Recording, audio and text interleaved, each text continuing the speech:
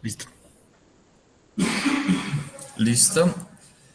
Bueno, buenas tardes a todos, todas. Me presento, yo soy José Mejía. Actualmente soy analista de laboratorio en el grupo de óptica cuántica acá en la Universidad de los Andes y la presentación que les voy a dar hoy es sobre Kipu, que es el computador cuántico que adquirió la universidad. Entonces, comencemos de una vez. Entonces, esa foto que ustedes ven ahí es una foto de Kipu. Cuando él llegó, lo tenemos pues acá, justo estoy al lado de él, se los puedo si quieren mostrar ahorita, pero básicamente así se ve. Entonces es como una maleta que yo puedo abrir y adentro pues tiene toda la electrónica y tiene pues toda la parte eh, de la resonancia magnética que es como él va a funcionar. Y eso que ven ustedes ahí como en la parte del frente son como unas caricaturas de las moléculas que usa el computador cuántico. Entonces, el computador cuántico es de la marca SpinQ, es una empresa china, y la referencia es el Gemini Lab. Nosotros le colocamos Kipu, eso pues fue como una propuesta de la universidad de colocarle un nombre.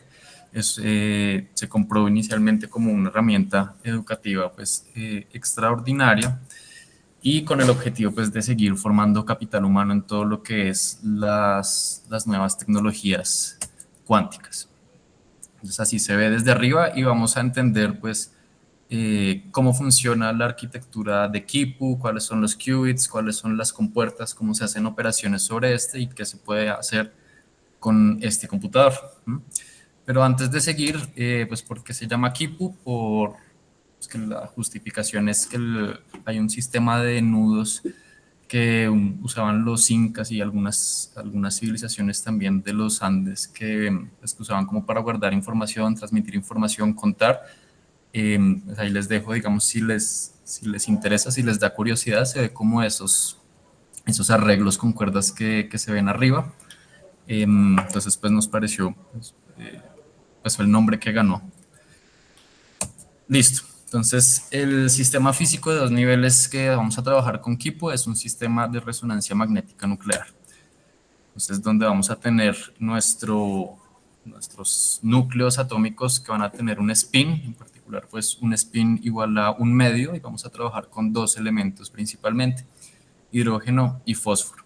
Entonces, este spin va a estar relacionado a un momento magnético que cuando se alinea con un campo magnético constante, pues va a tener una energía más baja que cuando pues está, digamos, en contra de ese campo magnético constante. Acá en las figuras ustedes van a ver varias cosas que están en chino porque las saqué pues, del manual del equipo.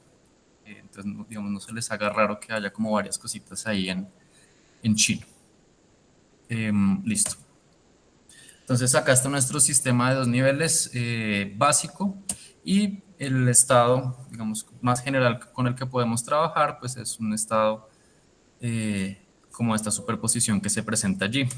El hamiltoniano en este caso, cuando solamente tengo el campo magnético constante, que es el que vamos a llamar B0, puede ser descrito por esta ecuación que está acá y en este caso pues tendría una precesión del Armor alrededor pues, de ese campo magnético. Esa frecuencia del Armor la vamos a llamar omega cero y nomás es la multiplicación del factor geométrico, el giro magnético del Landé por la magnitud de ese campo B0.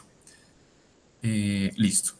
Entonces, eso es ya poniendo el campo magnético constante, ya me genera mi sistema de dos niveles. Entonces, ahora la pregunta es: ¿yo cómo interactúo con esos qubits? Y la respuesta es que los qubits van a ser los dos núcleos atómicos que están en esta molécula que está acá, que ya ahorita más adelante les digo cómo se llama. Ustedes se dan cuenta, pues tengo un átomo de hidrógeno pegado pues acá a un átomo de fósforo. Hay átomos también de carbono, de oxígeno, hay más átomos de hidrógeno, pero los que nos vamos a concentrar y los que nos vamos a concentrar en toda la charla van a ser estos dos que están acá, ese de hidrógeno y ese de fósforo. Entonces, ¿cómo hago para interactuar con los núcleos de esta molécula? Ya dijimos que teníamos nuestro sistema magnético de dos niveles con energías E0 y E1, y yo puedo enviar una radiofrecuencia, un campo magnético que oscile justo con la frecuencia del Larmor, que va a ser pues esa frecuencia asociada a la separación entre esos niveles energéticos, y puedo generar pues lo que conocemos como el fenómeno de resonancia magnética nuclear, en donde pues empiezan a ocurrir estas oscilaciones de Rabi entre el nivel de mayor energía y el nivel de menor energía. Entonces voy a generar pues estados, digamos, si empiezo como en el nivel base, una excitación, o puedo generar pues radiación estimulada. Todo esto que les estoy diciendo lo puedo describir por un hamiltoniano que vamos a llamar H1, que ya es un hamiltoniano de interacción, donde entonces este campo magnético B1 es un campo que oscila en el tiempo, vamos a decir inicialmente con una frecuencia omega t, y que lo vamos a colocar en una dirección que es perpendicular al campo magnético B0. Ese campo magnético B0 va a estar a lo largo del eje Z, y este B1 va a estar a lo largo del eje XY. Acá va a ser importante pues esta dependencia temporal y esta fase phi, pues que es la fase, digamos, inicial de esta onda de radiofrecuencia que yo voy a estar enviando. En cualquier momento, si tienen duda, pues me pueden, como, si quieren, activar el micrófono y decirme, porque pues no estoy viendo por lo si se genera, no sé, como alguna mano levantada o algo así, simplemente como abran el micrófono y me interrumpen si hay alguna duda. Entonces, para los calculitos que vamos a hacer de aquí en adelante, vamos a ignorar la fase. Va a ser importante, pero para que no sea como que no esté tan lleno de cosas las ecuaciones, vamos a decir que phi es igual a 0, luego la vamos a recuperar, y ese es nuestro hamiltoniano de interacción. Entonces, nuestro hamiltoniano total se vería como matricialmente de esta forma. Pues es un hamiltoniano que depende del tiempo, y lo que nos gustaría pues es diagonalizarlo. Lo que se hace es principalmente que se pasa a un marco de referencia que rota con el sistema a una frecuencia omega. Cuando uno hace eso, pues puede aplicar esta aproximación de onda rotante, en donde tiene como una frecuencia alta, que va a ser, por ejemplo, la frecuencia omega más la frecuencia del Larmor, que esas frecuencias pues se van, cuando yo tome promedios temporales, se van como a cancelar esos promedios, y me va a quedar un término pues, que va a ser como oscilante con la diferencia entre las frecuencias, entre la frecuencia omega, que acuérdense que es mi frecuencia de campo de radiofrecuencia, y mi frecuencia del Larmor omega 0. Entonces, cuando yo hago esto es como un procedimiento bastante estándar, digamos, como en resonancia magnética. Es algo muy parecido a lo que uno hace cuando está trabajando en interacciones también entre el campo eléctrico y los átomos. Entonces uno obtiene como un hamiltoniano ya en este marco de referencia que está rotando, y cuando uno lo calcula, ese hamiltoniano es este H', cuando uno lo calcula explícitamente, entonces le queda de esta forma. Le queda en términos de estos dos parámetros, donde el delta es lo que vamos a llamar el detuning, que va a ser, como les dije, la diferencia de estas dos frecuencias, la de radiofrecuencia y la del Larmor, y va a estar también en términos de la frecuencia de Rabi, que va a depender de nuevo del factor giro magnético y del campo magnético de radiofrecuencia, de la magnitud de ese campo magnético. Así entonces yo puedo calcular cuánto es la probabilidad de que pase del estado de energía 0 al estado de energía 1. Esa probabilidad va a ser dada por esta expresión, y fíjense que acá entonces pues voy a tener una sinusoidal modulada entonces acá por qué tanto estoy desfasado, qué tanto de tuning tengo. Para todos los fines prácticos de lo que se va a aplicar acá en el computador cuántico, se va a calibrar tal que el detuning sea 0. Cuando yo hago que el detuning sea 0, que en esta gráfica, digamos, es pararse acá justo en el centro, entonces ahí podemos ver cómo evoluciona esa probabilidad en términos del tiempo. Y pues básicamente yo puedo entonces pasar del estado 0 al estado 1 simplemente colocando la interacción durante un cierto tiempo. Entonces, ¿qué hemos logrado ahí? Ya tenemos nuestro sistema de 2 qubits. Ya sabemos que hace una interacción con un campo de radiofrecuencia cuyo detuning es igual a 0. Y lo que podemos hacer para saltar entre esos dos niveles es enviar precisamente ese campo de radiofrecuencia, pero lo vamos a enviar en pulsos con un cierto pues con cierto tiempo, tal que por ejemplo pues si yo no mando ningún pulso, pues empiezo digamos en el estado base, y si mando un pulso equivalente pues digamos a una rotación de pi o de pi medios, pues me puedo parar en cualquier parte de la esfera. Entonces, digamos, con el ancho de ese pulso, el ancho temporal de ese pulso, yo puedo controlar esa parte de las poblaciones, y la fase que les dije al principio que no la estábamos teniendo en cuenta, pero que va a ser importante, o va a ser importante para saber si se imaginan la esfera de Bloch, empiezo pues en el polo norte, la fase me va a decir por cuál de esos meridianos es el que yo voy a estar bajando. Entonces, pues ahí ya tengo para un qubit, estamos hablando de operaciones sobre un qubit, ya puedo generar básicamente, pues, haciendo la ingeniería de cuánto es la duración temporal de un pulso y cuál es la fase inicial de ese pulso, que yo lo puedo diseñar, ya puedo, sabiendo que empiezo en el estado, digamos, cero, en el polo norte, ya puedo llegar a cualquier punto sobre la esfera de Bloch. Y esa va a ser la idea detrás de cómo se hacen operaciones sobre un solo qubit. Tal que, pues, por ejemplo, dependiendo de ese tiempo, que llamamos acá el tiempo de Rabi, pues yo puedo estar o en el estado 0 o en el estado 1 con una cierta probabilidad. Entonces, ¿qué es lo que sucede cuando coloco el campo magnético estático? Ahí ustedes ya se dan cuenta, el vector rojo, que es el vector del momento magnético, va a empezar a precesar, como uno esperaría, y cuando me cambio al marco de referencia rotante, eso es lo que hago ahí después, y coloco mi campo resonante, pues simplemente estoy rotando alrededor como de ese campo efectivo resonante. Eso es lo que está pasando, eso es como la idea, digamos, de lo que les acabo de explicar pues en este dibujo. Y dependiendo cuánto sea la duración en el tiempo de ese campo resonante, pues yo puedo terminar con ese vector rojo, digamos, en cualquier punto de la esfera. ¿Vale? Listo. Entonces, acá en el computador cuántico, en Kipu, vamos a trabajar con esta molécula que les había dicho que entonces tiene este átomo de hidrógeno y este átomo de fósforo. Entonces, si ya queremos considerar cuál es el hamiltoniano total ya en el sistema rotado, por eso aparecen los H', pues tendría que incluir un término para el sistema rotado para el hidrógeno, que se va a tener una frecuencia de Rabi asociada, porque pues la constante giromagnética para el hidrógeno es 1.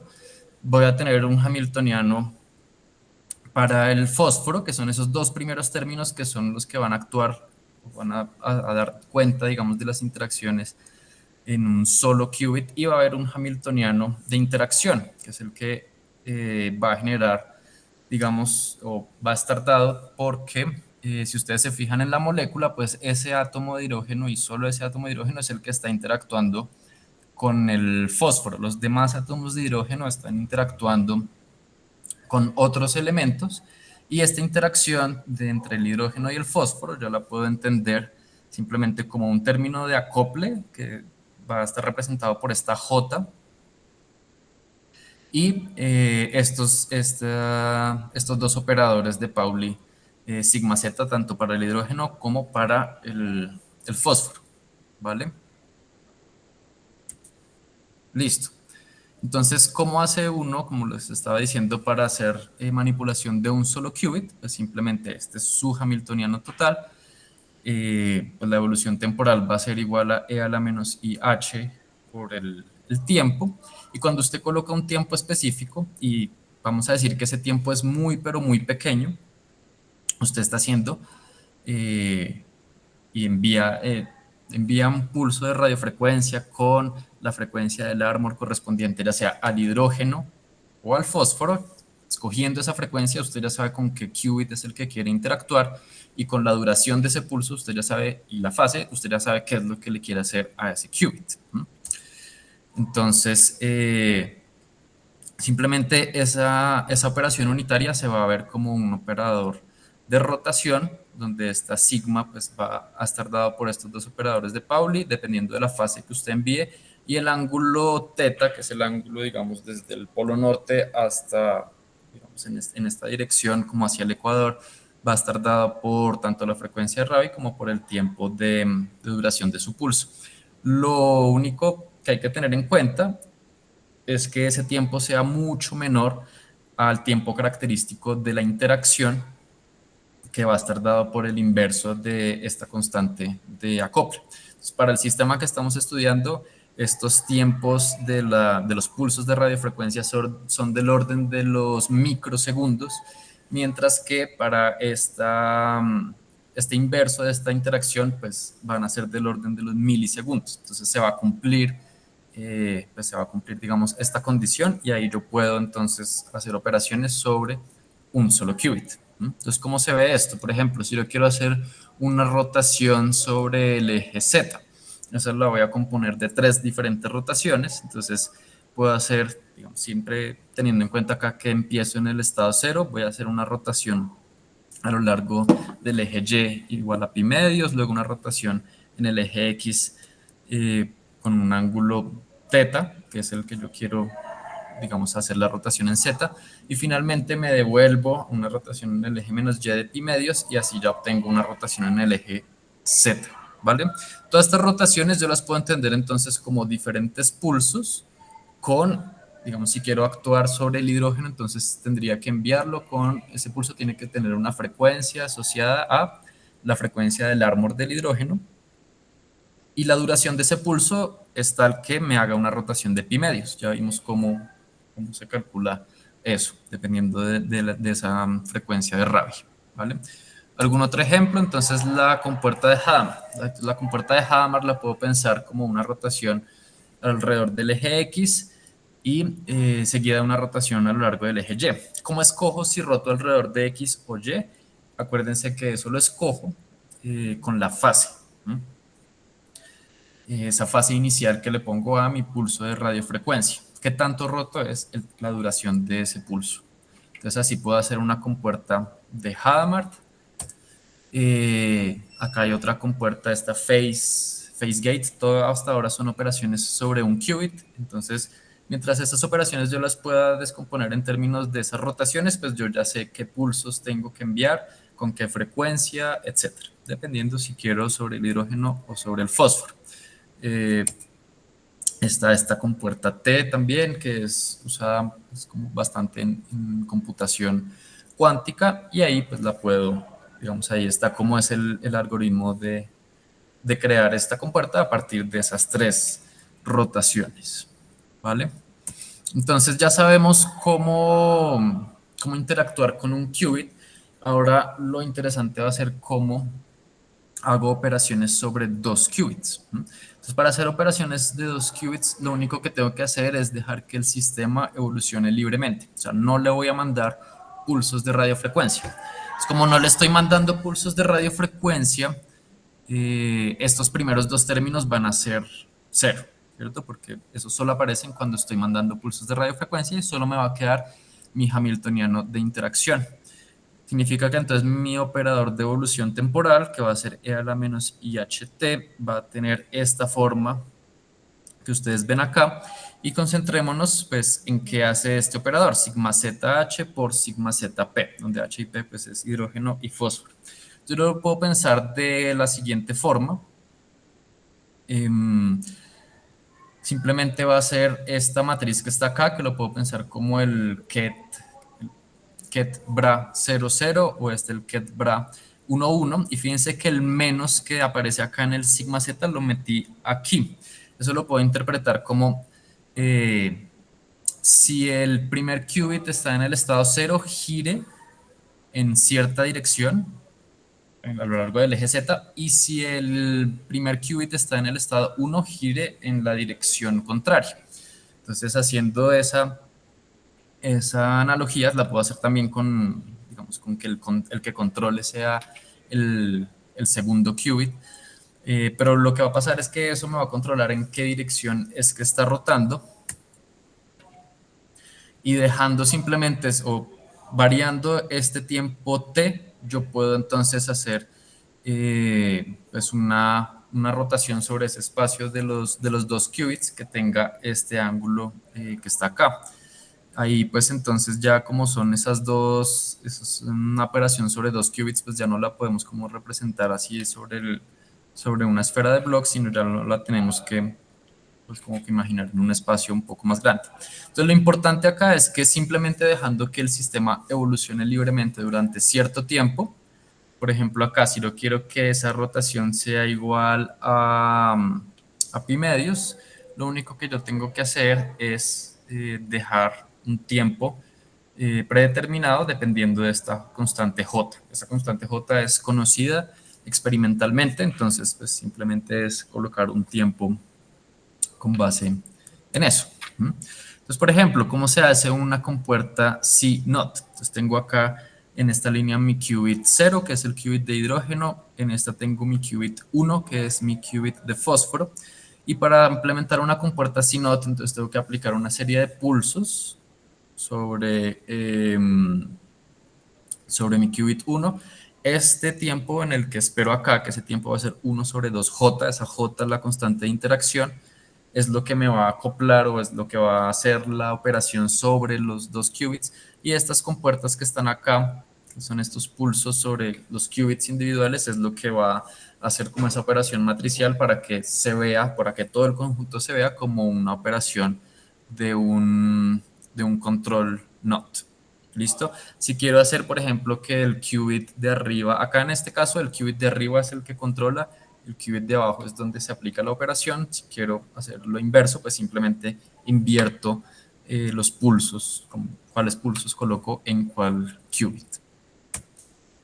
Así se hace, por ejemplo, una control Z, simplemente coloco primero todos estos pulsos como para transformar a la base en la cual pues esa interacción que les digo entre los dos qubits me genere la matriz. Uno puede hacer pues todo el cálculo matricial y darse cuenta pues que efectivamente cuando multiplica todas estas matrices como locales individualmente y la matriz asociada a esta evolución libre, pues le va a dar lo que uno conoce en computación cuántica en la anterior como control NOT o en esta como el control Z.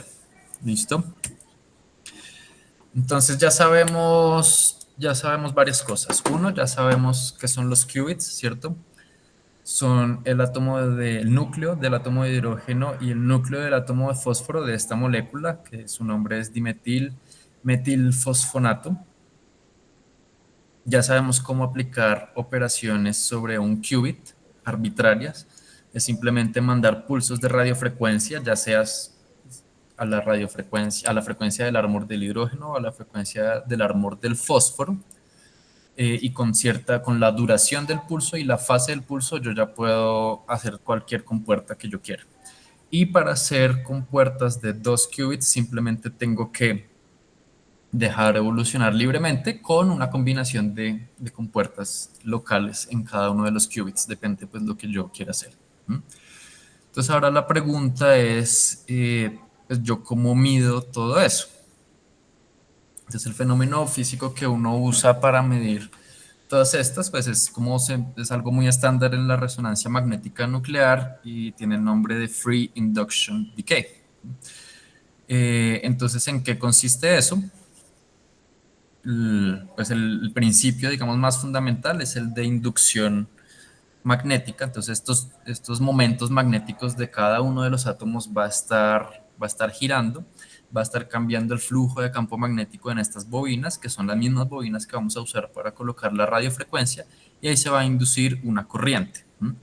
Esa corriente, pues yo la puedo medir con un sistema como análogo digital, un conversor análogo digital, y pues puedo analizar esa señal que está ahí. Entonces lo que va a pasar es que voy a obtener señales como esta que ustedes ven acá, donde el momento magnético en Z pues va a tender, inicialmente digamos que yo lo puedo colocar en cualquier punto de la esfera de Bloch, pero pues él va a ir perdiendo como esa coherencia y quiere llegar como a su estado base, que es oscilar, hacer esa precesión alrededor del campo magnético B0. Entonces, midiendo esa señal de cómo él va perdiendo pues, esa coherencia o cómo pasa de ese estado en el que yo lo dejé en la esfera, ese estado inicial al estado base, al estado de mínima energía, yo puedo obtener información de cómo empezó, de la información, sí, de cómo empezó mi estado. Entonces, por ejemplo, con esa señal yo puedo medir cuál es la frecuencia del árbol, puedo medir cuál es la fase, que me va a decir dónde estoy en la esfera de Bloch, y puedo medir cuál es la magnitud del momento magnético transversal. Entonces ya vamos a entender cómo se miden esas cosas. Lo importante es como que esté claro este dibujito que está acá, no es solo un átomo, sino va a ser un ensamble de átomos, entonces lo que vamos a estar viendo es como promedios sobre ese ensamble. Así como más o menos se puede ver acá. Entonces fíjense que acá los vectores tienden a un cierto equilibrio. Voy a tener ese vector morado representa pues cómo es la componente total del momento magnético. El vector rojo representa solo la componente de la dirección Z y el otro componente, el verde, representa la dirección como en ese campo, en esa magnitud transversal que yo les digo. Entonces, en el aparato, ya como experimentalmente cerca de la muestra, están estas dos bobinas de radiofrecuencia, donde puedo medir cuál es esa magnitud, tanto en la dirección X como en la dirección Y. En la dirección X y en la dirección Y esperamos que tenga esta expresión. Hay una expresión pues, como teórica que uno puede calcular para este tipo de señales de free induction decay, y van a ser unas señales que tienen una oscilación, van a tener una fase y van a estar como moduladas por esta exponencial, donde este tiempo T2 me va a hablar sobre la coherencia, el tiempo de coherencia del sistema, que ya vamos a hablar del más adelante. Entonces yo cuando mida voy a tener este tipo de señales, donde dice time domain. Yo tengo esa señal oscilatoria que va entonces a ir modulada por esa exponencial, y lo que hace uno para analizar eso es sacar la transformada de Fourier de esa señal, pasarse al dominio de la frecuencia, y ya en el dominio de la frecuencia, la transformada de Fourier de esto me va a dar una lorentziana, como una suma de lorentzianas, dependiendo cómo es la fase y dependiendo cómo es, sí, principalmente la fase. Entonces, por ejemplo, acá yo voy a medir con estas dos bobinas lo que llamamos la magnetización en X, la magnetización en Y. Esto es lo que uno mide con esas bobinas, les saca la transformada de Fourier y va a obtener este tipo de curvas. Puede obtener una lorentziana o puede obtener lo que llamamos como una lorentziana dispersiva, que es no más que una lorentziana, pero con este término acá como omega de tuning eh, en el numerador. A partir de esta transformada de Fourier uno puede hacer un ajuste. El programa acá internamente hace un fit a una de estas dos funciones y de ahí obtiene cuánto es el, este valor de A, que me va a hablar sobre la amplitud, este valor de phi, que es la fase, y el valor de lambda, que va a estar relacionado con el ancho de esas lorentzianas. Entonces ya con esos tres parámetros yo puedo saber cuál era el estado inicial aquí en la esfera, digamos, como de magnetización, si la pienso así, donde está ese vector de magnetización que va a estar relacionado con el estado cuántico en la esfera de Bloch. Ya puedo reconstruir mmm, ese estado en particular que está allí. Entonces eso lo hago como individualmente para cada uno de los qubits. No puedo medir como los dos qubits al tiempo, sino simplemente un qubit al tiempo. Entonces ya vamos a ver más adelante cómo hago para hacer, por ejemplo, una tomografía. Me toca hacer varias mediciones para poder reconstruir lo que es la matriz densidad. ¿Listo?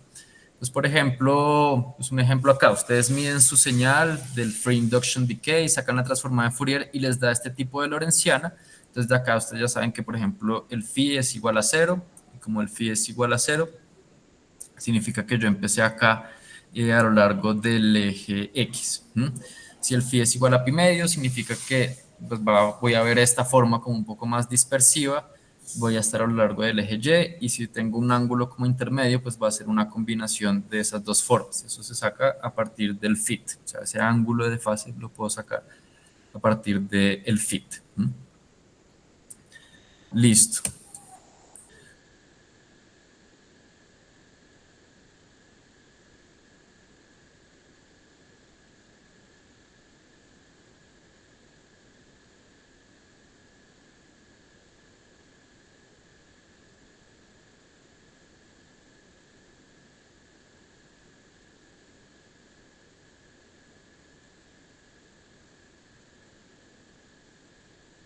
una cierta precisión allí.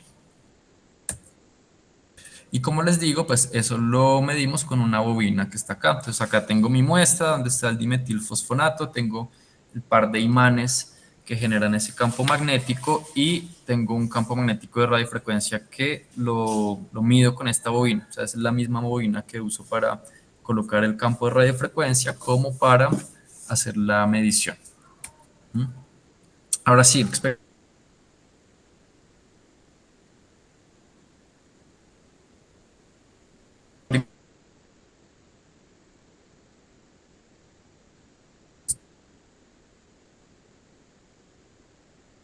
con una uniformidad de 20 partes por millón, que no es muy buena, que digamos, pero que se puede mejorar utilizando algo que se llama el shimming. Entonces, acá, digamos, adentro, si ustedes miran esta parte izquierda donde dice magnet, ahí en esa parte va a haber un set de 13 bobinas pequeñas en las cuales yo puedo controlar cuánto es su corriente y eso lo hago para optimizar la señal que yo veo, para hacer que el campo magnético constante acá en la muestra sea lo más uniforme posible. Entonces con esas bobinas de shimming yo puedo llegar a una uniformidad de menos de una parte por millón. Entonces esta uniformidad es bastante buena para, digamos, trabajar a temperatura ambiente. Por lo general, en los computadores cuánticos que usan resonancia magnética nuclear, pues lo que hacen ellos es usar imanes superconductores, entonces les toca tener todo este sistema criogénico y ellos logran tener una uniformidad de 10 a la menos 2 partes por millón. Entonces, pues es mucho más costoso, pero pues se genera una mejor uniformidad, pero con esta que es un poquito menos de una parte por millón, se logran ver pues, resultados bastante buenos. Ahí lo que va a cambiar es como que tan fiel son las compuertas que yo aplique y las reconstrucciones tomográficas que yo haga de la matriz densidad. Está mi placa maestra en donde yo envío las señales, las diseño, los pulsos que yo les digo con bastante precisión con ayuda de mi FPGA y también ahí es donde mido esas señales de Free Induction Decay. Entonces tengo un Digital to Analog Converter, un Analog to Digital Converter, unos amplificadores que tienen una potencia de hasta 1 watt y me pueden generar pulsos, por ejemplo, para este computador, donde 40 microsegundos el pulso ya me genera una rotación de 90 grados en la esfera de Bloch. Para cuando estoy haciendo la medición, utilizo unos filtros pasabanda para centrarme, digamos, solo en las frecuencias que yo ya sé que van a ser las del hidrógeno y las del fósforo, y pues toda esta electrónica que está acá tiene un bandwidth de 100 MHz. Son como, digamos, los detalles técnicos de cómo se hace todo esto. Todo esto de los pulsos y demás los controlo usando una es como un computador que viene, como se conecta, esto se conecta vía USB y ese computador me permite a mí controlar el ancho de los pulsos, la amplitud de los pulsos y pues me permite a mí ver también cuáles son las señales que se midieron. Listo. Y en cuanto a propiedades de la muestra esta de dimetilfosfonato, entonces este es el espectro, si yo miro en hidrógeno, digamos que los picos que a mí me interesan son estos picos pequeños que van a corresponder precisamente a este hidrógeno. Estos picos grandes que están acá corresponden a los otros hidrógenos de la muestra. Entonces hay que hacer pues unas calibraciones para, digamos, para encontrar esa frecuencia y hacer como un lock en esa frecuencia justamente.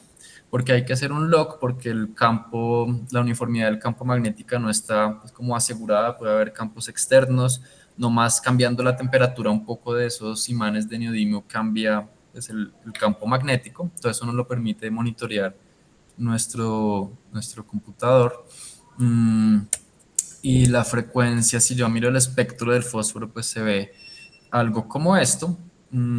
Acá veo, digamos, estos dos picos. En principio, donde está esta línea punteada es donde debería estar la frecuencia del Armor. Este eje que está acá abajo es de tuning, pero pues se abren dos esa frecuencia del Armor debido a la interacción que hay entre el hidrógeno y el fósforo. Entonces, digamos, como en las calibraciones también hay que tener eso en cuenta, pero eso digamos que ese partimiento que hay ahí nos va a servir muchísimo para cuando estemos haciendo la tomografía.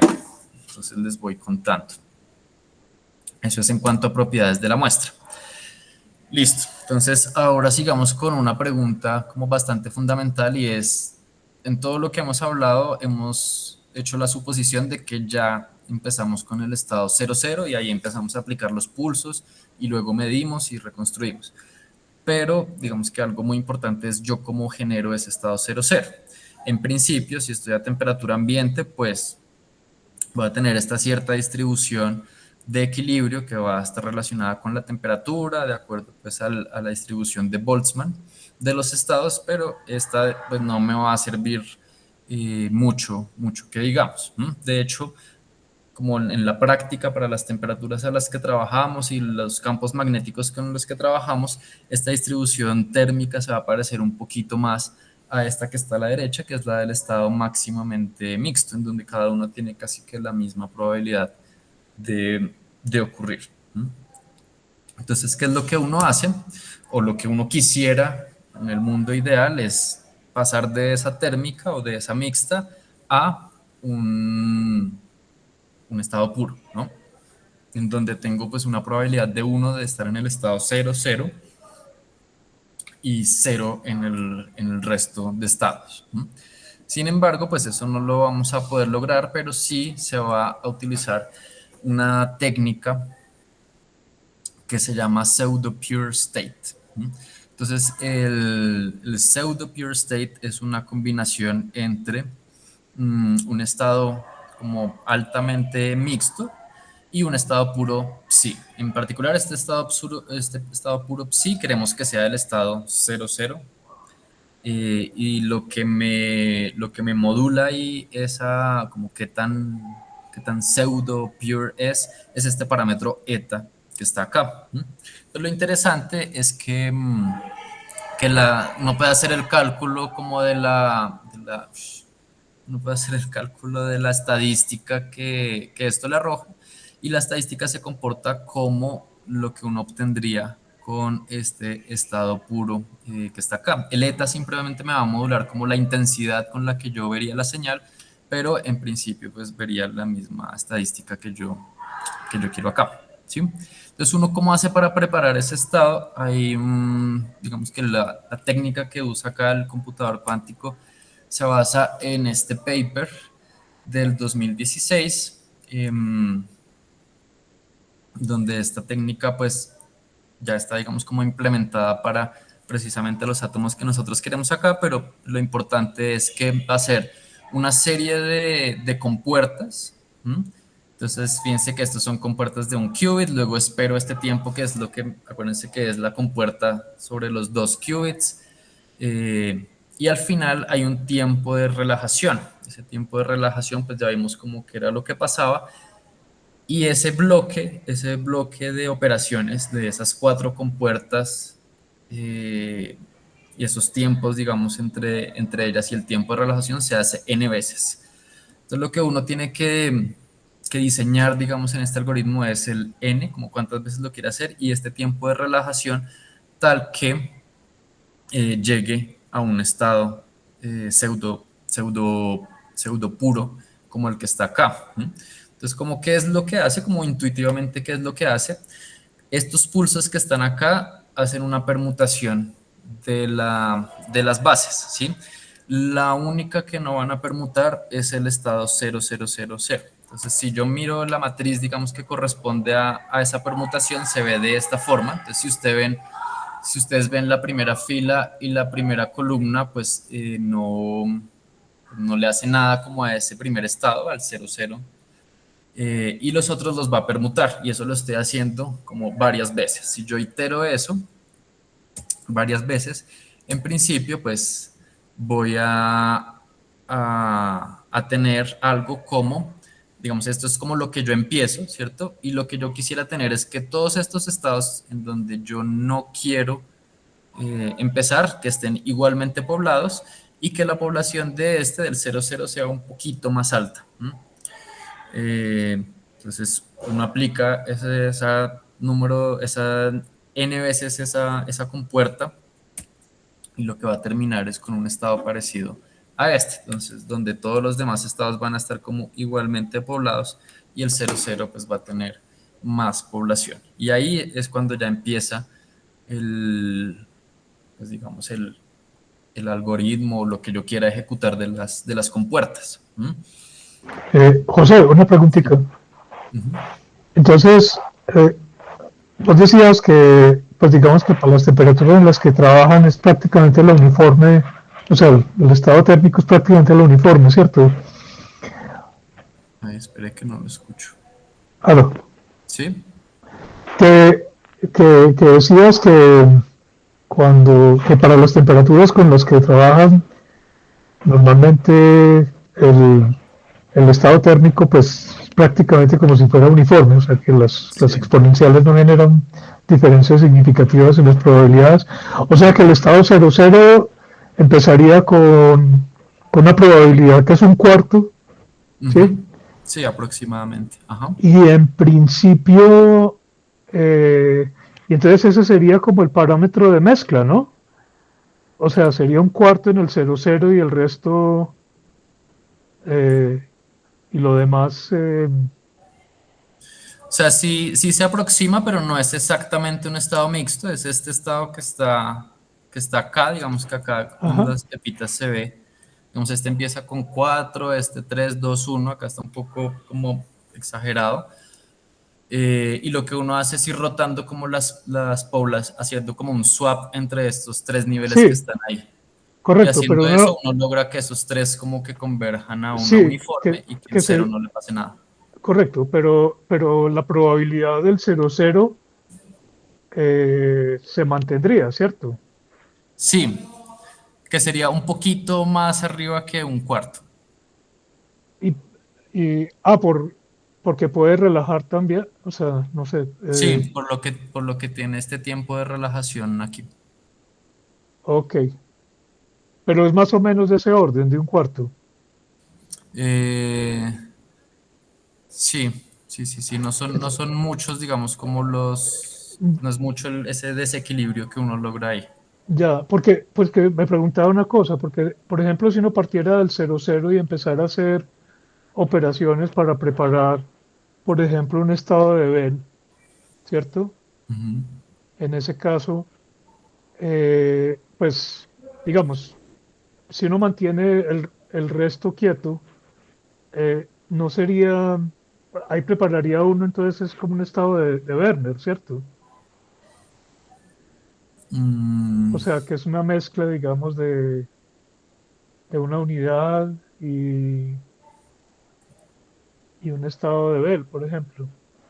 sí, sí, exacto. O sea, uno lo que, al final lo que siempre prepara es este tipo de estados que están acá. Sí.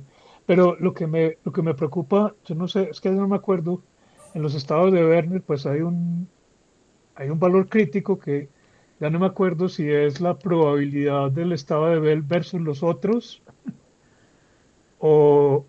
o cuando uno lo toma como una mezcla de la unidad con el estado de Bell, que es un factor de un tercio, que cuando es menor que ese valor es un estado que no es enredado desde el punto de vista de estados Mm, mixtos, ¿sí? ok. No sé si, No, pues eso no lo hemos como visto así en detalle, digamos, como cuánto vale ese ETA, ¿cierto? Porque lo que sí, usted me está sí, diciendo es que de pronto hay como un ETA crítico en el que usted no puede como diferenciar sí, el, correcto, la mezcla, digamos, del estado ese puro. Sí, no. enredado, sí. Ujú. Sí, no. Ah, vale, Pues no hemos hecho pruebas realmente como de cuánto vale Z, como de cuánto es ese desbalance. Yo tengo entendido que no es mucho el desbalance, ok. pero en principio uno puede generar estados de Bell y verificar como la desigualdad Ah, con ok. las medidas que está haciendo. Entonces debe cumplir por lo menos Ah, esa listo. cota que usted me está diciendo. Vale, vale, listo. Listo, entonces así uno genera esos estados pseudo puros y ya con esto les voy mostrando como la última partecita. y es cómo hace uno para reconstruir la matriz densidad.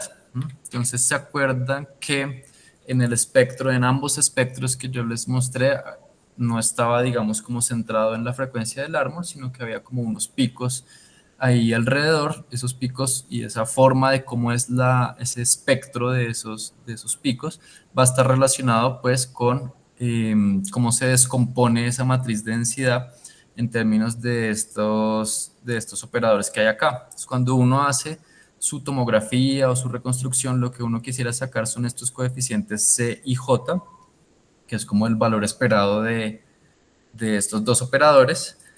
Eh, y pues ya cuando tenga todos los CIJ, pues ya tiene su reconstrucción.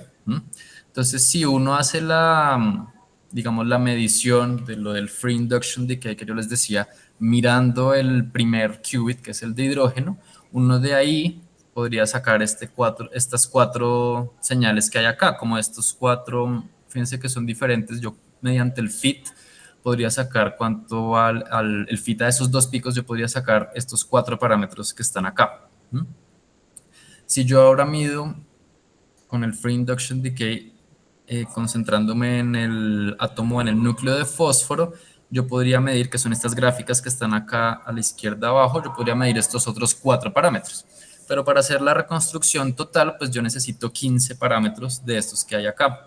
Entonces, lo que yo hago para hacer toda la reconstrucción total es, antes de medir, le puedo poner un pulso extra para rotar, digamos,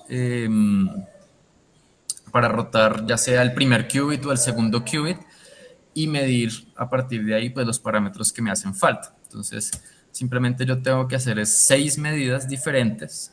Acá me dice pues cuál es el pulso adicional que tengo que realizar, digamos un pulso en Y con un ángulo de 90 grados en el qubit 1, y cuando yo hago eso, entonces ya puedo medir estos dos parámetros adicionales. Entonces lo que hace el computador es hacer esa medición 6 veces cuando esté haciendo la tomografía, que él siempre que uno le pone como un circuito o algo, pues él hace la tomografía. Entonces él mide 6 veces con diferentes pulsos, reconstruye todos estos parámetros que están acá. ¿Listo? Eh, y ya por último, que no he hablado y dije que lo iba a mencionar más adelante, es qué pasa pues con la de coherencia, que va a estar muy relacionada con cómo es que yo estoy midiendo precisamente, con ese Free Induction Decay. Entonces acá voy a tener como dos mecanismos, como dos de coherencias, como dos relajaciones que las puedo interpretar como pues, la de coherencia, una relajación longitudinal, en donde se acuerdan este dibujito, va a estar relacionado con cómo crece esta flecha roja que hay acá, ¿cierto? Cómo él se va alineando otra vez con el estado pues, que no es coherente, en donde el promedio de la magnetización pues, está alineada con el campo magnético. Y va a haber una relajación transversal que va a estar relacionada con esta flecha azul que ustedes ven girando ahí y que cada vez se hace mucho más pequeña. Y es, digamos, cuando yo genero pues un estado en el ecuador, pues cuánto se demora él en perder esa coherencia, esa superposición que está ahí. Esos tiempos, bueno, esas dos cosas van a ir como exponenciales y los tiempos característicos van a ser T1, lo que llama T1 para la relajación longitudinal. Eso uno lo puede medir experimentalmente, es como uno de los proyectos, digamos, de aprendizaje cuando uno está trabajando con el computador. Pueden medir este T2 también. Y hay un T2 estrella, ya les digo entonces cómo se mide cada uno de estos. Entonces, para medir el T1, lo único que tengo que hacer es, empiezo con mi estado en 0, aplico un pulso pi para que me lleve al estado 1 y voy midiendo en diferentes tiempos, ¿cierto? O sea, espero un tiempo T y voy midiendo en diferentes tiempos cuánto es la magnetización a lo largo del eje Z. Yo les había dicho que uno con el Free Induction Decay podía medir la magnetización en el eje X y en el eje Y. Para medir la magnetización en el eje Z hay que hacer otra rotación, o sea, aplicarle otro pulso antes de hacer la medición. Que eso ya lo hace como internamente aquí el el computador. Entonces uno puede sacar este tipo de curvita experimental, hacerle este ajuste y sacar cuánto vale T1. ¿Listo? Acá hay como una ilustración de cómo, pues, cómo ellos van perdiendo esa coherencia longitudinal. Esto como todos se van como alineando de nuevo con el campo magnético que en este caso va hacia arriba. Para sacar José, la... qué Sí. pena. Eso sería también como una medida del, ¿eso cómo se llama? Eso es como, o sea, uno prepara el estado uno y esto le dice Ujú. cuánto vive el estado uno, ¿no es cierto? Sí. Pero, ok, pero uno no está midiendo el estado uno ahí, ¿no es cierto? Ahí, no, acá lo único que estás haciendo es midiendo cuánto es la componente en Z de esa magnetización. Que eso va a estar relacionado con ese tiempo de, pues como de coherencia T1. Y digamos que es importante saber ese tiempo de coherencia T1 porque eso te va a dar como un límite en el número de compuertas que tú vas a poder aplicar antes de que ya pierdas la coherencia. ¿Sí? Ok, ok, sí, listo. Listo. Gracias. Listo. Entonces Eh, de, ese es en cuanto a T1. ¿Sí? ¿Alguien José, más? sí, no, que de pronto nos podía recordar más o menos cómo son las escalas de tiempo. Sí. Entonces el tiempo T1, ese es de, la escala de ese es de los cientos de milisegundos, si no estoy mal. Y el tiempo T2, miento. El tiempo T1 es un tiempo largo. Ese es de la escala de segundos incluso. Y el tiempo T2, que es el que les voy a hablar ahorita, es de la escala como de 300 milisegundos. Entonces, si pensamos que, por ejemplo, que una Hadamard me ocupa como unos 3 pulsos cada uno de, póngale 50 microsegundos, pues tengo bastante espacio como para aplicar bastantes compuertas allí antes de que pierda eh, como esa coherencia.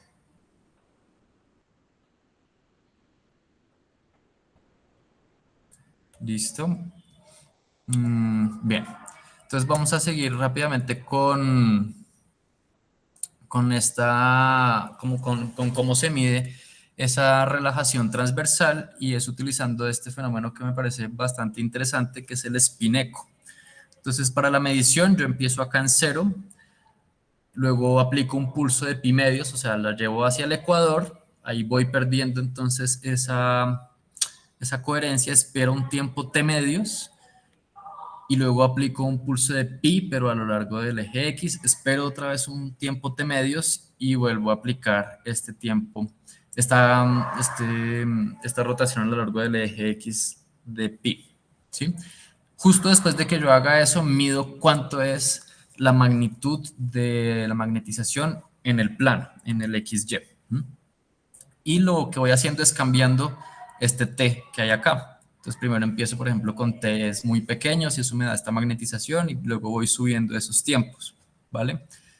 Entonces acá el fenómeno, o sea, ¿por qué se hace, digamos, todo esto que está acá? Y es por el fenómeno de spin echo. Entonces, si se fijan, primero hago mi pulso de 90 grados, ahí justo después de eso es que empiezo a perder como la coherencia, luego hago esta rotación a lo largo de X de 180 grados y si se dan cuenta, pues va a haber un tiempo en el que ellos pues, van a estar en fase otra vez. Tengo como un revival que se vería, digamos, en esta curva de esta forma, y eso es lo que llama uno un spin echo.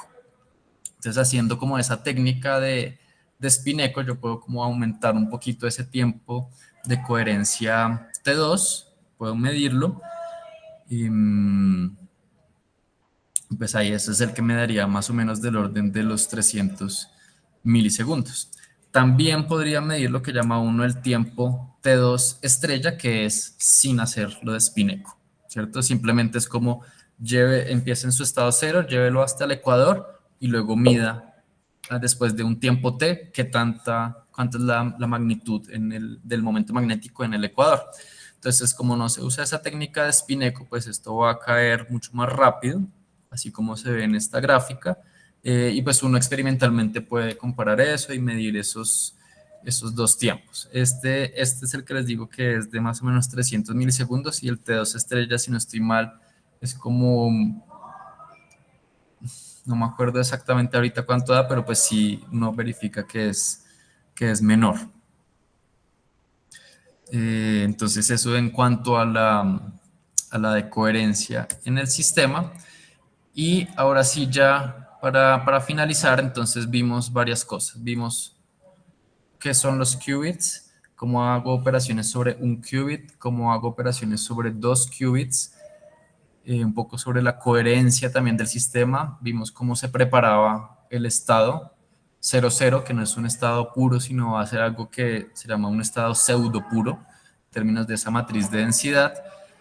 Pero que con todo eso, pues yo voy a poder hacer lo siguiente, y es, pues puedo hacer tomografía de estados, que eso es, digamos, como el casi que lo hacen en todos los estados que yo corro.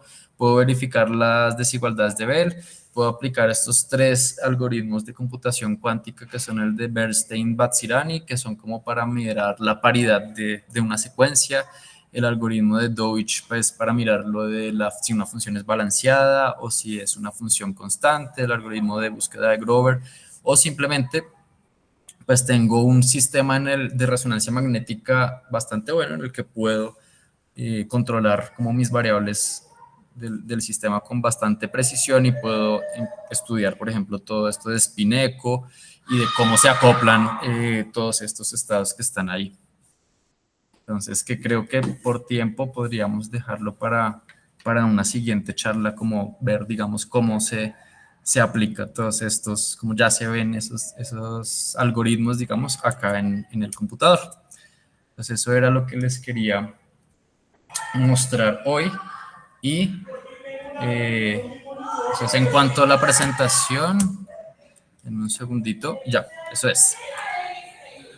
Sí. Es que yo típicamente me quedo como medio de apago las luces. Listo, el profesor Darío levantó la mano, si quiere, pues adelante. Listo, dame un...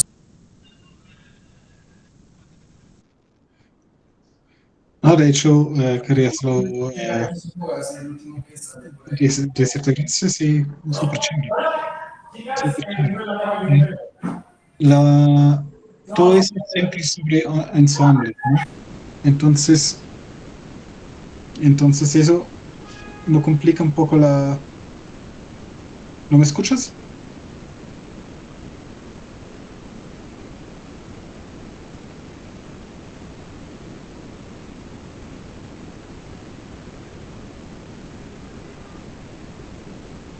Ahora sí, dime, por favor. Hola. Bueno, primero muchas gracias, súper chévere. Y la pregunta es pues una simple.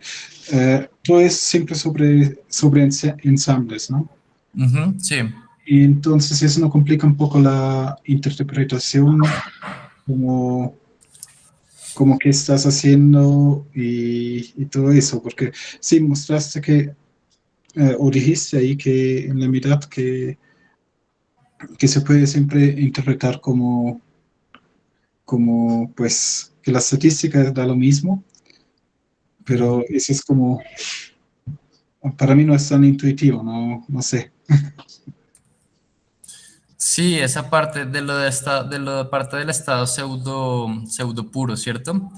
Sí. Digamos, ellos como lo justifican ahí es, digamos, las mediciones que tú haces de la magnetización. Entonces, si tuvieras como el estado mixto, la magnetización siempre te daría como, pues, como cero, porque en promedio, pues ahí el promedio del ensamble te va a dar cero. Cuando tú vas y haces la medición, no te da cero, sino si te da la separación entre digamos, lo que sería como el spin un medio y el menos un medio. Entonces así es como que lo justifican un poco de que sí es, o sea, tienes el promedio de lo que te da cero, que no te importa para tus cálculos y lo que vas a hacer de las compuertas, y tienes la otra parte que es ese estado en donde sí donde se van a aplicar las compuertas y donde se va pues como a aplicar todo, y ahí es donde ocurre como la cosa. Sí. Sí, a mí me cuesta un poco por lo mismo que dijo Alonso, de hecho, porque si uno mezcla mucho un estado, después pues toda la cuántica en principio se pierde. Ujú. Me imagino que aquí no es el caso por la cantidad de partículas, pero eso es como... Sí, sí, sí, entiendo. Habría Sí, se que podría ver. hacer como el cálculo, o como experimentalmente, digamos, determinar como qué tan, porque de hecho hay uno de los módulos, porque el computador está como distribuido en módulos, ya les voy a compartir cómo se ve la interfaz del computador. Hay uno en el que te permite medir como qué tan mixto es tu estado. Ese no lo hemos revisado muy bien, pero se podría como mirar qué es lo que hace él ahí. Pero ese no lo hemos checado mucho. Claro. Bueno, gracias. A ver, les muestro rápidamente, no sé si ahí están viendo como mi pantalla. Sí, sí la vemos. Listo, entonces esta es como la interfaz gráfica del equipo. Acá, como ustedes ven, se monitorea la temperatura, se monitorea la homogeneidad del campo magnético en partes por millón. Está el campo magnético, digamos, en todo lo que duró la charla, ahí se ve más o menos cuánto cambió, y dependiendo de qué tanto cambie, pues él ya va a poner un offset a esa frecuencia, a esa radiofrecuencia. Él tiene entonces acá diferentes como experimentos, como les dije, es una herramienta educativa, entonces él al principio te va a enseñar pues en qué consiste la resonancia magnética, entonces como que te va a llevar un poco de la mano con, mira, estas son las señales de la Free Induction Decay, tú puedes acá colocar, por ejemplo, cuáles son los pulsos eh, que quieres colocar, cuál es la frecuencia de ese pulso, o pues cuál es el detuning, qué fase, qué amplitud, y ya cuando tú tengas eso, pues le envías, digamos, acá le transmites el pulso y él ya hace la lectura de esa señal del induction decay. Y tiene varios módulos en donde te va llevando, puedes hacer las oscilaciones de Rabi, puedes entender qué es un qubit, cómo medir la de coherencia, cómo esto de quantum controles sobre las compuertas y cómo hacer una Hadamard, por ejemplo. Esto tiene que ver con la inicialización, eh, y ya pues entonces puedes ir mirando los diferentes como módulos para cuando después ya estés acá, por ejemplo, mirando cuáles son los algoritmos. Acá está entonces Deutsch, Bernstein, Grover. Y acá entonces uno puede estudiar estos temas un poco más avanzados de resonancia magnética, como lo son el spin echo, el dynamic decoupling, esto de shape pulse, es como, bueno, si no le ponemos un pulso como cuadrado, como prender, apagar la interacción, si no le ponemos, por ejemplo, un pulso gaussiano, ¿qué pasa? O un pulso tipo Hermite. Entonces ahí uno puede estudiar cómo reacciona el sistema ante ese tipo de pulsos, que está bien interesante. Y acá en esta última parte del research,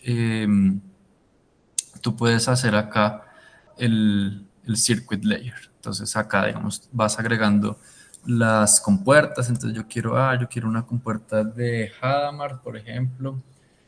Eh, quiero una CNOT. Y quiero esto, no sé, por ejemplo, así. Y ahí, acá abajo, si te das cuenta, te dice cuáles son los pulsos que él está aplicando. Por ejemplo, pues como coloqué una X acá, entonces tengo que aplicar este pulso con este detuning, con este ancho, etcétera. ¿Sí? Ta, ta, ta, ta, ta, ta, ta. Lo mismo para esta CNOT. Simplemente acá uno va a correr el circuito. Entonces recuerden que mientras él corre el circuito, él tiene que primero preparar el estado, ¿cierto? Hacer como esas N iteraciones de hacer ese estado pseudotérmico. Tiene que, para hacer la tomografía, entonces tiene que hacer eso 6 veces, ¿no? Entonces, prepara, aplica las compuertas, mide, prepara, aplica las compuertas, mide, así 6 veces. Entonces digamos que por eso le toma ahí su tiempo y ya vamos a ver si pues los resultados experimentales, a ver si aparentemente sí estaba calibrado.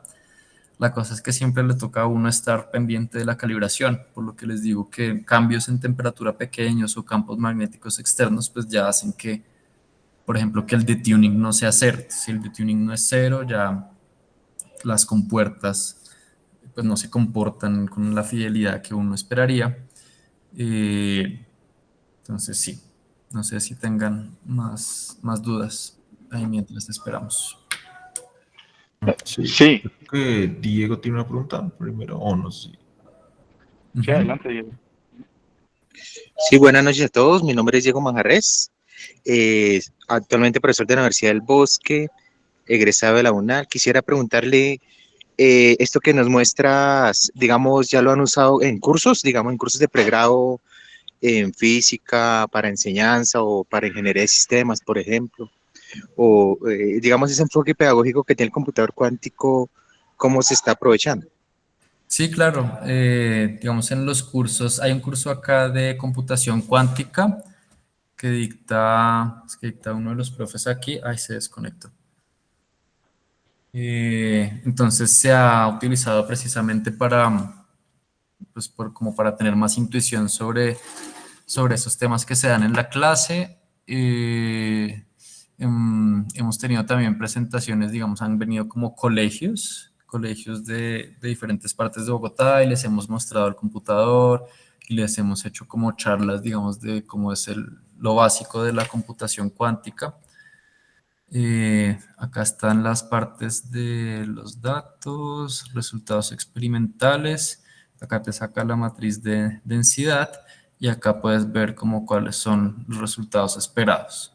Y al final te da una evaluación, seguramente está como descalibrado, te dice más o menos cuál es la fidelidad, ¿sí? Entonces, por ejemplo, acá fidelidad 84% y te saca un quantum state purity del 60.5%. Entonces, lo que siempre le cuesta más a él es esta CNOT que hay aquí. Todo que esté bien, súper bien calibrado para que esa CNOT funcione bastante bien. Entonces, respondiendo a la pregunta, sí se ha utilizado como en varios cursos del departamento, como los cursos de cuántica, de óptica cuántica también, y el curso de computación cuántica para visitas también de colegios, y no solo de colegios, sino ha venido mucha gente también digamos, como de otras universidades y de como institutos o como, sí, como cosas del Estado, como a conocer, a enterarse un poco más de qué va la computación cuántica. Entonces, en ese aspecto, pues es que más que todo se ha usado. Y también se puede utilizar como para proyectos. Entonces, hay como toda acá de los profesores de tanto ingeniería de sistemas como del departamento de física y haga de cuenta como una página de reservas. Entonces, puede reservar tiempo para trabajar con el computador, dependiendo pues el proyecto, hay toda una justificación para usarlo y bueno, entonces sí. No sé si hay más Sí, el preguntas. profe Carlos Viescas. Sí, José, gracias por la charla. Muy, muy interesante. Yo tengo dos preguntas, una muy chiquita de curiosidad y otra también yo me he quedado pensando también en estos estados mezclados. Entonces, la chiquita es, en términos de energía, ¿qué tan qué tanto consume el computadorcito? Y, y la larga es, cuando haces estas tomografías y eso, el estado que reconstruyes es ese estado pseudo puro, ¿sí? Sí. Ok, y entonces con esas fidelidades que tienes ahí, pues no sería como fácil mirar esa ETA y mirar, pues eso, si uno realmente, por ejemplo, si prepara estados de Bell, si el estado mezclado completo está todavía entrelazado o no, Ujú. eh, pues eso. Ok. Entonces la primera no sabría exactamente como cuánto es en cuanto al consumo. O sea, lo bueno es que, por ejemplo, los imanes son con neodimio, entonces no necesitas un consumo, o sea, ya son imanes permanentes, no necesitas estarles metiendo corriente, no necesita tampoco como estar enfriándolo. Lo único que para lo que lo alimentas es para la electrónica que él maneja. Y pues como para la parte de como del sistema de control que tú colocas ahí. Entonces no sabría decir exactamente cuánto consume, pero yo diría que aproximadamente lo que un computador como normal consumiría en cuanto a pues, a la electrónica que él tiene ahí. Y en cuanto a lo otro, sí, yo creo que con estos datos experimentales que él bota aquí de, de la fidelidad y todo eso, uno podría calcular exactamente cuánto es el ETA. Digamos, algo también chévere que él tiene y es que pues acá tiene todo como su interfaz y te permite visualizar de una vez, pero tú puedes programar como en Python, en en un módulo, digamos, que desarrollaron los de SpinQ, pasar tus circuitos ahí y le puedes como mandar un circuito y pues, cuando ya lo ejecuta te manda como los datos más en bruto para que tú los puedas también hacer pues como todo el análisis que se requiere ahí. Entonces sí valdría la pena como mirar eso como un proyecto, mirar como qué tan puro es realmente. Sí. Vale, gracias. Ujú. José, es que a mí sí me está preocupando mucho este problema de los burners. Pues lo siguiente, ahora aquí estaba mirando Wikipedia y Sí. entonces, por ejemplo, en el caso de 2 qubits, el estado, bueno, dicho, uno puede parametrizar el burner como, pues, eh, una, como una mezcla estadística de un estado que es, pues, un proyector al espacio antisimétrico, que realmente es de rango 1, que es el que barre el psi menos, pues, o sea, la matriz densidad AS, eh, y el otro que sería, pues, digamos, como el proyector normalizado al espacio simétrico, que corresponde, pues, a los otros estados de Bell.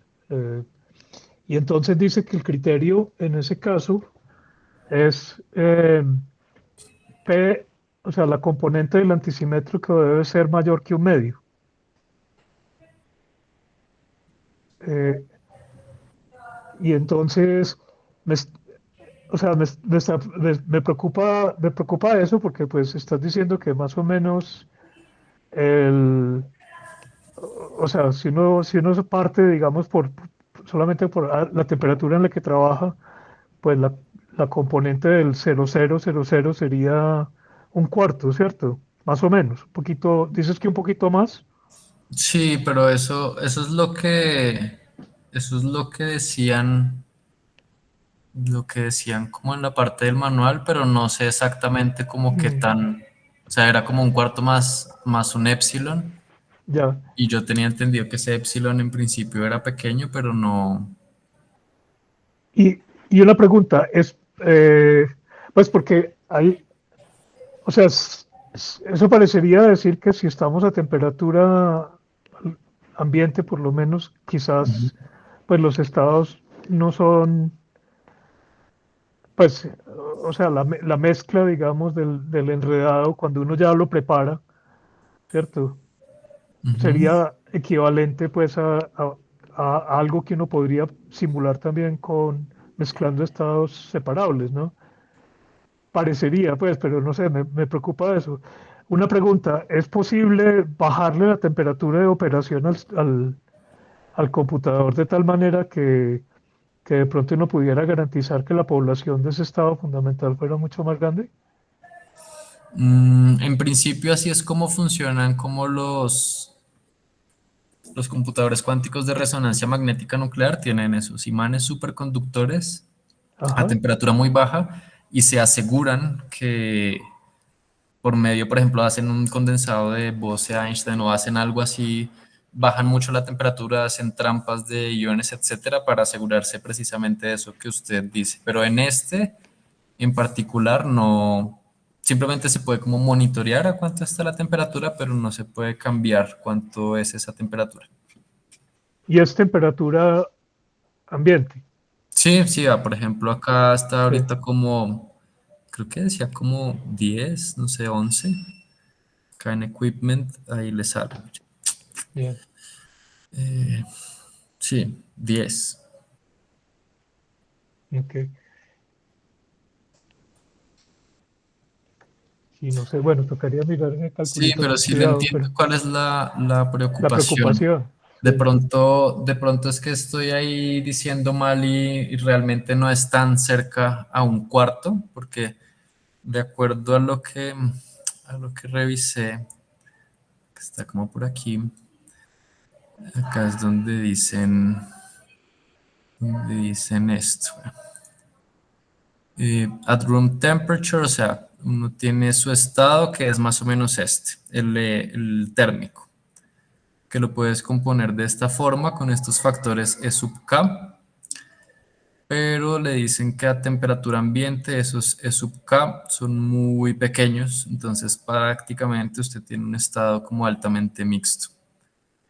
Y, y lo que uno quiere generar es este tipo de estados, pero no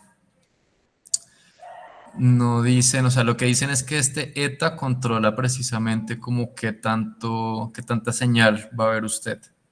Como si el ETA es grande, pues va a haber como más señal, pero, pero sí, yo creo que hay que revisarlo como con más cuidado para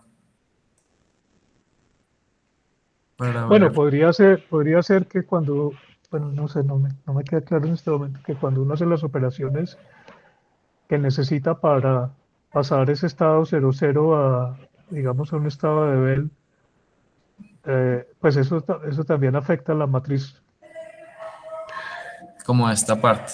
la máximamente enredada, ¿sí? La máxima, la mixta. Ujú. Sí, no, bueno, sí, Sí, entiendo. habría que pensarlo, pero sí, sí le Eh, entiendo la preocupación. Eh, mm, William Salazar también tiene una pregunta. Ujú. Adelante. Dale, gracias José por la presentación. Una preguntita, sí, bastante Sí. corta. ¿Tú crees que existe la posibilidad de tal vez cómo implementar compuertas aleatorias en ese computador? Y la pregunta va más en la dirección que, pues, según lo que alcancé a ver y lo que mostraste, ya existen como unos protocolos muy definidos pues para calibrar y la parte tomográfica de los estados, pero suponiendo que yo quisiera, no sé, entrar un poquitico más al nivel de hardware y saber exactamente qué estado está el computador, pues existen técnicas de randomized benchmarking para uno comenzar a testear ya sea los POVMs que escriben los aparatos o efectivamente el canal. Entonces, la pregunta era, ¿será que, no sé, tal vez existe alguna forma de uno idearse una especie de sample aleatorio? No necesariamente pues tiene que ser de la medida de Haar, pero tal vez, no sé, como sample los Cliffords aleatoriamente, como, no sé. De pronto, pues, o sea, por medio de estas rotaciones que tú tienes acá, puedes construir como una unitaria arbitraria. Lo que tocaría pensar es ese tipo de unitarias que dependen como de esos ángulos, de esas rotaciones, pero creo que ahí la pregunta, lo que tocaría pensar es como qué distribución deben tener como esos ángulos de esas rotaciones para que tu matriz unitaria se genere aleatoriamente, pues como con la medida de Hart, que no sé si eso sea como no sé qué tan trivial sea eso, de pronto es fácil, pero no sé.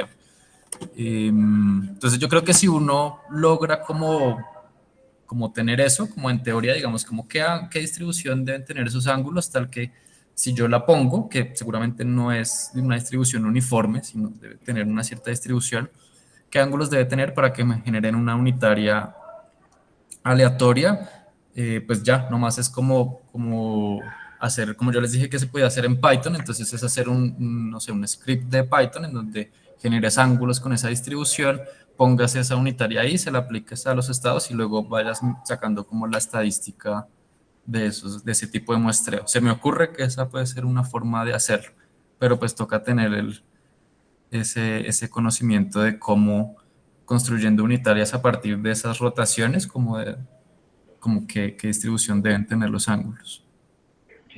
Vale, gracias. Ujú.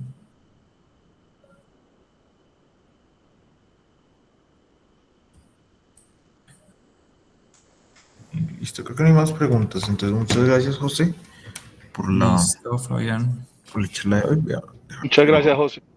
Muchas gracias, José. Bueno, mucho Gracias. gusto. Chao. Muchas gracias.